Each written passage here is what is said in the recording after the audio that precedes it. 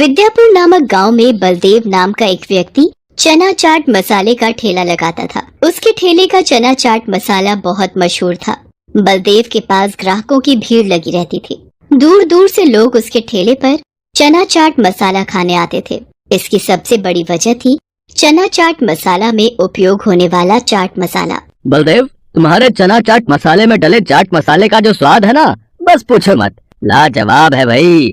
एक बार खाओ और उंगलियां चाटते रह जाओ। बिल्कुल भाई बलदेव, तुम्हारे चना चाट मसाले में कुछ अलग ही स्वाद आता है।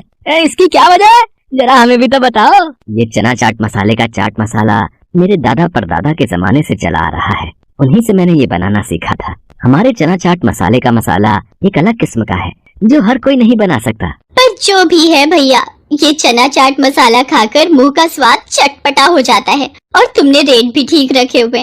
10 रुपए प्लेट में इतना बढ़िया चना चाट मसाला खाने को मिलता है, वरना आजकल इस महंगाई में इतना महंगा देते हैं और खाने की चीज का स्वाद बिल्कुल बेकार होता है। मैंने अपने पूर्वजों से यही सीखा है, बढ़िया बना खिलाओ, भले ही सस्ते में खिलाओ। लोग पीठ पीछे तुम्हारी तारीफ करें, कुछ ऐसा कर दिखाओ। लोग बलदेव की बात को सुनकर बहुत खुश होते हैं, और हो भी क्यों ना।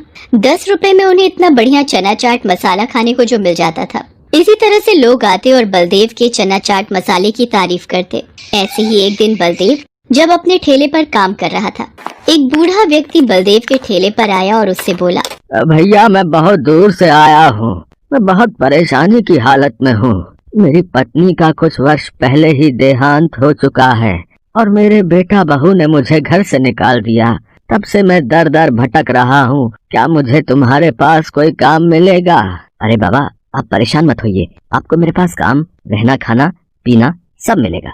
आप यूँ हाथ मत जोड़िए। तुम्हारा बहुत बहुत शुक्रिया बेटा, तुमने मेरी इतनी बड़ी सहायता कर दी। मुझ दर दर भटकते बूढ़े आदमी को सहारा दे दिया। उस दिन से वो बूढ़ा व्यक्ति बलदेव के पास ही रहने लगा। बलदेव चना चाट मसाले का मसाला बनाते वक्त अपना दरवाजा बंद रखता था ताकि कोई उसे मसाला बनाते वक्त देख न पाए। पर बूढ़ा व्यक्ति चोरी से बलदेव को चाट मसाला बनाते हुए देख लेता था। बूढ़े व्यक्ति को बलदेव के पास रहते हुए 1 महीना भी हो चुका था। एक दिन, बलदेव, अब मुझे तुम्हारे पास नहीं रहना, मैं यहाँ से जा रहा हूँ। क्या हुआ बाबा, आप यहाँ से क्यों जाना चाहते हो? क्या आपको यहाँ पर कोई परेशानी है? मैं तो तेरे पास चालाकी से आया था।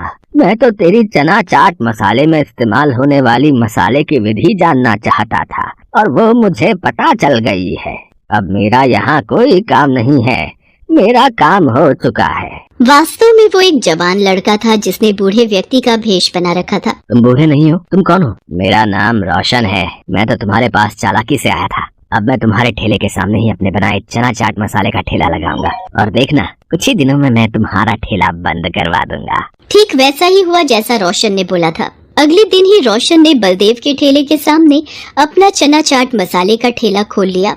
उसने प्लेट के दाम 5 रुपए रखे थे। अब 10 रुपए की जगह जब 5 रुपए में वही चीज खाने को मिल रही हो तो ग्राहक तो वहीं जाएंगे। भैया जरा चना चाट मसाले के 1 प्लेट देना। ये लो भैया, अभी बना कर देता हूँ। तुमने दाम तो बहुत सस्ते रखे, 5 रुपए। सामने बलदेव के ठेले पर तो 10 रुपए में मिलता है। अरे आप मेरे ठेले पर एक बार खाओगे तो सामने बलदेव के ठेले का चना चाट मसाला भूल जाओगे।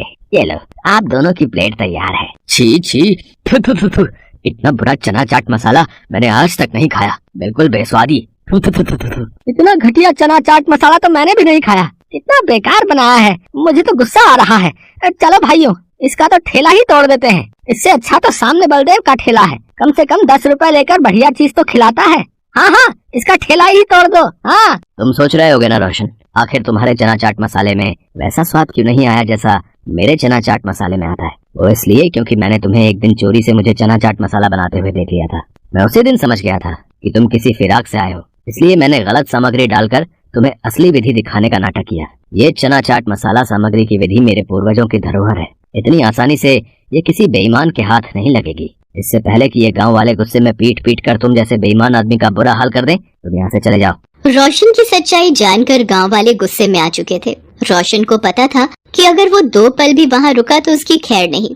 वो मुंह नीचे करके चुपचाप वहाँ से चला जाता है।